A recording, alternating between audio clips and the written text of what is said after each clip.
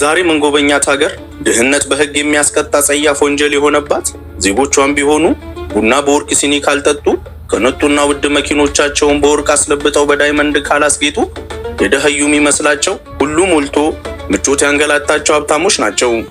መንግስትም ቢሆን ተዝቆ ከማያልቅ ካዝናው ይህን ወንጀል ለመከላከል ቀን ከሌት ደከመኝ ሰለቸኝ ሳይል ዳጎስ ያለን ሽልማት አስገራሚ ከሆኑ ህጎች ጋር ለዜጎች የሚያቀርብባት ውብ ሀገር። እቺ ሀገር ለዜጎች በምትሰጠው ቅንጡ ህይወት የምትታወቅ ሲሆን እንበልና እርሱ የዚች ሀገር ዜጋ ሆነው ስራ መስራት ቢያስፈልጎ ከእርሱ የሚጠበቀው ያሉትን ሐሳብ በአቅራቢያው ለሚገኝ የመንግስት ተቋም ሹክ ማለት ብቻ ይሆናል።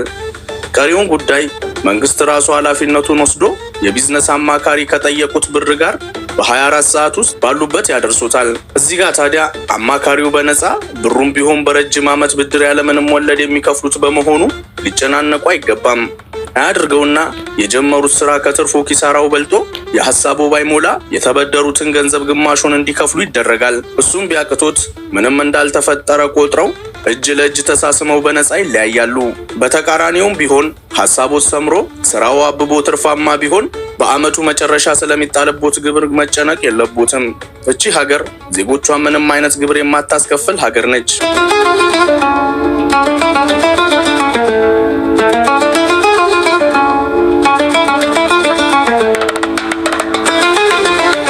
በዛሬው ጉዟችን ዓለምን ጉድ ያስባሉ አስገራሚ ህጎቿን፣ የዜጎቿን ወደር የለሽ የቅንጦት ህይወትና የሀገሪቱን ውበት ከተራቀቀው ቴክኖሎጂ ጋር ለመቃኘት ለደቂቃዎች ወደ መካከለኛው ምስራቅ ሀገር ኳታር ልናመራ ወደናል። አብራችሁን ቆዩ። ኳታር በመካከለኛው ምስራቅ የምትገኝ በጠቅላላ የቆዳ ስፋቷ 11571 ስኩዌር ኪሎ ሜትር የምትሸፍን ትንሽዬ በሀብት የከበረች ከአንዲት በደቡብ ከምትዋሰናት ሳውዲ አረቢያ ውጪ ሌላ ምንም አይነት ጎረቤት የሌላት ዙሪያዋን በባህር የተከበበች ዓለም ላይ ካሉ ሀብታም ሀገራቶች የመጀመሪያውን ቦታ የምትይዝ ሀገር ነች።